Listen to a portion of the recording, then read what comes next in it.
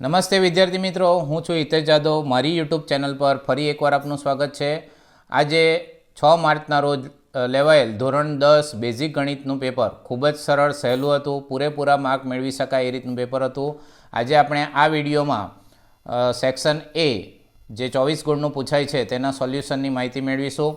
ફટાફટ જોઈ લઈએ. પહેલો સવાલ કે જેનો સાચો જવાબ આવશે એ 4x + 6y - 18 = 0. આ સમીકરણને તમે 2 વડે ગુણો એટલે સાચો જવાબ મળી જશે. ત્યારબાદ બીજો વિધાન કે જેમાં સાચો જવાબ આવશે -8. વિવેચકની કિંમત આપેલી છે, એના આધારે પીની કિંમત શોધવી. વિવેચકનું સૂત્ર b² - 4ac, તેમાં કિંમત મૂકીને તમે સરળતાથી આ ગણતરી કરીને જવાબ શોધી શકો. ત્રીજું વિધાન, સમાંતર શ્રેણીના 3 ક્રમિક પદો આપેલા હતા અને એમાં અજ્ઞાત કેની કિંમત શોધવાની હતી. તો એનો સાચો જવાબ આવશે k = 4, એટલે ઓપ્શન આવશે બી. ત્યારબાદ બિંદુ -3, 5નો ઉગમ બિંદુથી અંતર, તો આપણે વર્ગમૂળમાં x² + y², આ સૂત્રથી એનો જવાબ શોધી શકીએ. તો એનો સાચો જવાબ આવશે વર્ગમૂળમાં 34, એટલે ઓપ્શન આવશે સી, વર્ગમૂળમાં 34. પાંચમો, sin વર્ગ 30° બરાબર ખાલી જગ્યા, તો એનો સાચો જવાબ આવશે ડી, 1/4. sin 30ની કિંમત 1/2 છે, તેનો વર્ગ કરશું એટલે આપણને જવાબમાં મળશે 1/4. છઠ્ઠું, m - x bar = 2 અને m + x bar = 12, લોપની રીત કરીને તમે m અને x બાર મેળવીને તમે z ઝડપથી શોધી શકો અને zનો જવાબ આવશે 11, એટલે ઓપ્શન આવશે સી. આગળ ખાલી જગ્યા છે. વર્ગમૂળ 7 એ ખાલી જગ્યા સંખ્યા છે, તો 7નું વર્ગમૂળ નીકળતું નથી. 7 કોઈ સંખ્યાનો વર્ગ નથી, માટે એનો જવાબ આવશે અસમય. ત્યારબાદ એક દ્વિઘાત બહુપદી આપેલ છે, એના શૂન્યનો ગુણાકાર, તો શૂન્યના ગુણાકારનું સૂત્ર છે c/a. આ સૂત્રમાં કિંમત મૂકતા આપણને જવાબમાં મળશે 6, એટલે આ ખાલી જગ્યાનો જવાબ આવશે 6.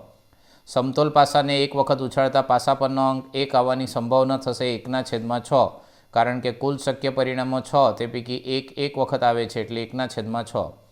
sin θ = cos θ, તો tan θ કેટલા? તો sin θ અને cos θ સરખા છે, એટલે θ 45° થાય, અને θ 45° થાય તો tan θની કિંમત કોષ્ટકમાં આપણે જોઈએ તો એનો જવાબ આવશે 1, એટલે ખાલી જગ્યાનો જવાબ થશે 1. 11મી ખાલી જગ્યા, વર્તુળની બહારના બિંદુમાંથી વર્તુળને કેટલા સ્પર્શક? તો બહારના બિંદુમાંથી વર્તુળને 2 સ્પર્શક દોરી શકાય.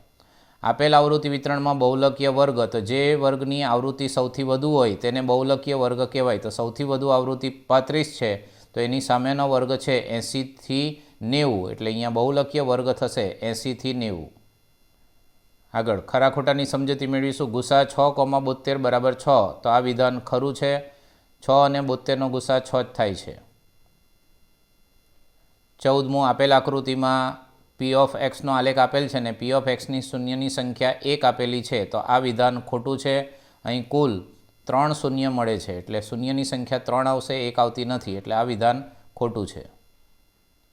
15મું વિધાન, x - y = 8, એટલે 3x - 3y = 16 સુસંગત છે, તો આ વિધાન ખોટું છે. આ સમીકરણને જો આપણે 3 વડે ગુણીએ તો 8 × 24, એટલે જમણી બાજુ 24 આવે છે, અહીં આપેલ છે 16, એટલે આ વિધાન ખોટું છે. અને ચોક્કસ ઘટનાની સંભાવના 1 છે, તો આ વિધાન ખરું છે. આગળ જોઈએ 17 થી 20 યોગ્ય શબ્દ કે વાક્યમાં જવાબ આપવાનો છે. પ્રથમ 50 ધન પૂર્ણાંક સંખ્યાનો સરવાળો, તો પ્રથમ 50 ધન પૂર્ણાંક સંખ્યાઓનો સરવાળો કેટલો થશે?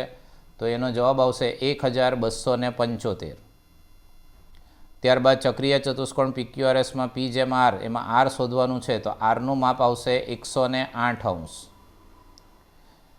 અનિકેતને 25 ગુણની એકમ કસોટીમાં 20 ગુણ મળવાની સંભાવના, તો 20 એક જ વખત આવે છે અને 25 ગુણની પરીક્ષા છે, એટલે સંભાવના થશે 1/26, કારણ કે શૂન્યને પણ ગણતરીમાં લેવું પડે આપણે. અને આપેલ માહિતીનો મધ્યસ્થ શોધો, તો એનો જવાબ આવશે 4. આપેલ માહિતીને જો આપણે ચડતા ક્રમમાં ગોઠવીશું તો સૌપ્રથમ 1 આવશે, ત્યારબાદ 3, ત્યારબાદ 4, ત્યારબાદ 5 અને 5, તો સૌથી વચ્ચે આવતી સંખ્યા 4 છે, એટલે મધ્યસ્થ થશે 4. આગળનો પ્રશ્ન, જોડકા શંકુની વક્ર સપાટીનું ક્ષેત્રફળ, તો શંકુની વક્ર સપાટીનું ક્ષેત્રફળનું સૂત્ર છે πRL, એટલે 21માં સાથે આવશે સી.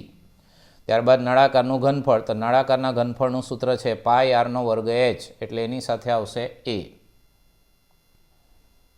23 અને 24, વર્તુળનો પરિઘ છેદમાં વર્તુળનો વ્યાસ, તેનો ગુણોત્તર શોધવા કીધો છે. તો વર્તુળનો પરિઘનું સૂત્ર છે 2πr અને વર્તુળના વ્યાસનું સૂત્ર છે 2r. તો 2r કેન્સલ થાય તો એનો જવાબ આવશે પાઈ, એટલે ઓપ્શન આવશે સી પાઈ. લઘુવૃત્તાંશનું ક્ષેત્રફળ અને વર્તુળના ક્ષેત્રફળનો ગુણોત્તર, તો એનો જવાબ આવશે એ થીટાના છેદમાં 360. લઘુવૃત્તાંશના ક્ષેત્રફળનું સૂત્ર છે પાઈ આર વર્ગ થીટા છેદમાં 360 અને વર્તુળના ક્ષેત્રફળનું સૂત્ર છે પાઈ આરનો વર્ગ. તો પાઈ આરનો વર્ગ કેન્સલ કરીશું એટલે જવાબ આવશે થીટાના છેદમાં 360. આ રીતે 24માંથી 24 ગુણ મેળવી શકાય એવું ખૂબ જ સહેલું અને સરળ પેપર હતું. આશા છે કે બધાના 24માંથી 24 ગુણ આવ્યા હશે. Thank you.